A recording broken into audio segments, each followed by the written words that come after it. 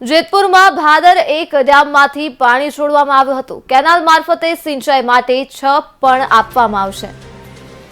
તો ખેડૂતો માટે શિયાળુ પિયત માટે પાણી છોડવામાં આવ્યું। જેતપુર ધોરાજી ઉપલેટાના ખેડૂતોને લાભ મળશે। જૂનાગઢ સહિત કુલ 46 જેટલા ગામોને લાભ મળશે। તો 8500 હેક્ટર જમીનને પિયત માટે પાણી મળશે અને 2000 થી વધુ ખેડૂતોએ પાણી માટે માંગ કરી હતી। ત્યારે કુલ 150 ક્યુસેક પાણી કેનાલ મારફતે છોડવામાં આવશે અને પાણી છોડવામાં આવતા જ ખેડૂતોમાં હાલ ખુશીની લહેર જોવા મળી છે।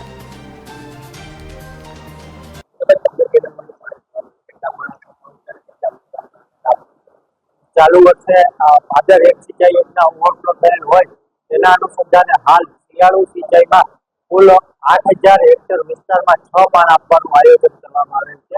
તેના ભાગરૂપે આજરોજ કેનાલ ખોલવામાં આવેલ છે અને પ્રથમ પાણની શરૂઆત કરવામાં આવેલ છે।